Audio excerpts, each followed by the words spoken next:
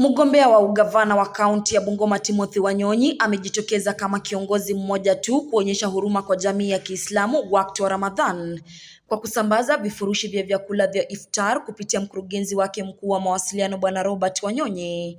Kitendo hiki kimepokelewa kwa shukrani na viongozi wa Kiislamu kwa kukumbuka jamii yao katika mwezi huu mtukufu.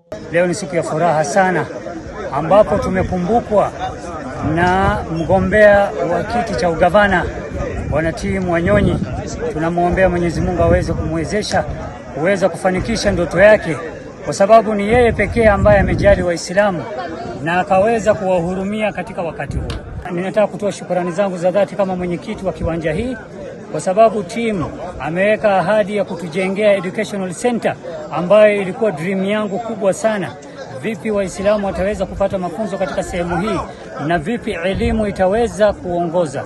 Viongozi wa Kiislamu waliokuwa kwenye hafla ya ugavi wa iftar katika Bungoma Muslim Center Kandui walimshukuru Wanyonyi kwa msaada huo, wakiashiria kwamba unadhihirisha dhamira yake ya kuwakumbuka wanajamii wote. Ile riziki yake ya leo na sadaka yake na chakula ambacho kwamba ametoa kimeenea kila mahali kwa kaunti, na familia za Waislamu zitafurahia siku ya Eid kwa kusherekea kwa kumkumbuka mheshimiwa kwa vile amekuwa sababu yao kufurahia. Kwa hivyo si hatuna mengi, bali yetu ni kumwombea na kumkaribisha baada ya Ramadhan, na tamani sana tukutane naye ana kwa ana, tujuane na atuombe sasa mwenyewe rasmi atuambie kwamba yeye amepanga aje, ametupangia aje, anatakaje. Walisifu pia timu inayofanya kazi na mheshimiwa Wanyonyi, wakieleza kwa nia kujitolea, uaminifu na yenye ufanisi kuhakikisha msaada unafika kwa wale wanaohitaji katika kaunti nzima ya Bungoma. Tunafurahia timu, si mtu wa vita.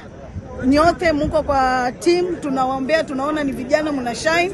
Roba ukiwa kijana wangu kwa muda mrefu akiniita dada na mama, lakini tunakushukuru kama utaongoza hiyo team, kwa sababu ni mtu mtangazaji, hatapenda kuharibia station yake. Lazima atafute ile, unajua ukiwa kwa mtu mpaka ujue na sifa za kusema.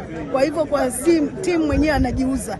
Kwa hivyo tukweni kwa team, na vijana wale mko kwa team, msitumike na watu wengine kesho kumgeuka timu. Kwa ishara ya mshikamano wa kisiasa, viongozi hao waliahidi kumuunga mkono Wanyonyi katika uchaguzi ujao, wakibainisha kwamba ndiye kiongozi pekee aliyekumbuka jamii ya Kiislamu wakati wa Ramadhan. Tunaomba Tim Wanyonyi, gavana wetu ambaye ni mtarajiwa, hakika kama uliweza kumudu Nairobi mzima wakakusikiza, hapa pia tutakusikiza ukuje ufanye kazi na sisi, na inshallah tutakuwa nyuma yako, na inshallah usituache ukitukumbuka hivi kila wakati, siwe mara ya kwanza na mara ya mwisho. Nataka kuchukua fursa hii ya dhati ambavyo mnaweza kuwa mnaona nyinyi wote kwa gavana wetu Tim Wanyonyi kutufikia sisi Waislamu. Yeye ndio aspirant wa kwanza kuanzia kwa MCA ambaye ametukumbuka.